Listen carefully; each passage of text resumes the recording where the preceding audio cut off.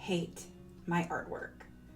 Or at least that's how I feel 97% of the time. The secret no one tells you is that you're allowed to hate it. I've spent the last week trying to paint my annual holiday card for my friends, and what I have to show is 2 ripped up watercolor paintings, and then a third one I liked, then immediately hated, decided it wasn't so bad once I added glitter, went ahead and ordered prints of, and 20 minutes later, decided that I hated it again. In fact, as I was doing my lift this morning, I kept thinking about just starting over and doing a 4th one.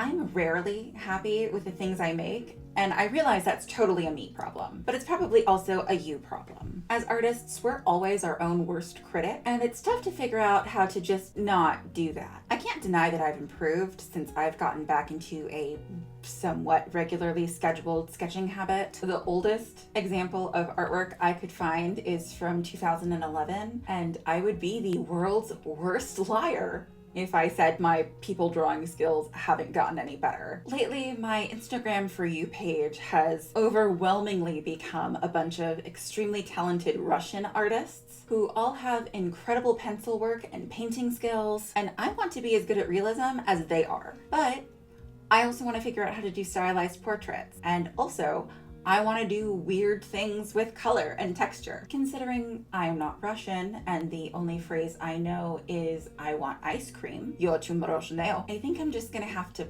practice. But how do you practice when you hate everything you make? I happen to have some suggestions. I've seen at least one artist start keeping a secret or a personal sketchbook. This way they have one sketchbook for content creation and a second one just for them. Take the pressure off, show no one. Or failing that, flip to some random page in the middle of your sketchbook and just do whatever. I find that interrupting the sequence of a sketchbook helps me disengage from that whole everything must be perfect feeling many of us have when it comes to sketchbooking. In the end, it's not precious.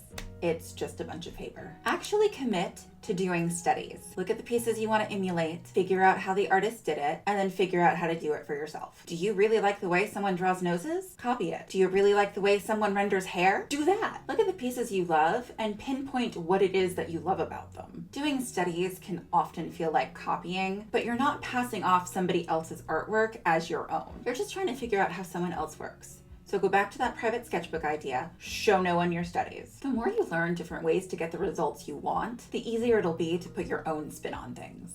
The big one we all know is coming. Stop comparing yourself to others. Look, I know I just said to do studies, and that's literally looking at somebody else's artwork and figuring out what they did, but that's different. Studies are meant to break down components and features of what you enjoy to better understand what you want to create. Comparing is doom scrolling through all of the really talented Russian artists that keep coming up on your Instagram page and feeling like you suck because somebody else is killer at realism. Spoilers, I am not killer at realism. I have never actually practiced realism. So turn off the socials.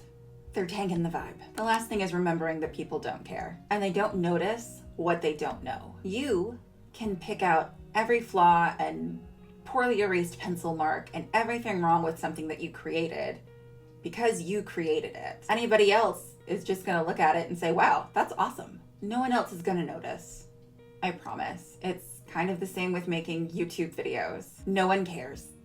I mean, I care a little bit because I'm the one who's making them. And no one ever said that you had to love everything that you make. You're allowed to hate it. You're allowed to paint over it. You're allowed to put it in the trash. You're allowed to shove it under your bed so that it doesn't see the light of day for the next 10 years. It's totally okay to not love everything you make. It's not okay to quit. Find a few of your pieces that you genuinely like. What do you like about them? Is there a consistent thread? Is it the way you stylize eyelashes? The way you shade? Figure out the components of what you like, even in your worst pieces, and start doing more of that. You don't have to love it. You don't even have to like it. And that's totally normal and fine. Thanks for watching and hanging out with me today. If you like this content, consider subscribing and sticking around. I post new videos every week. Until then, stay hydrated, go be spooky, and I'll see you in the next one.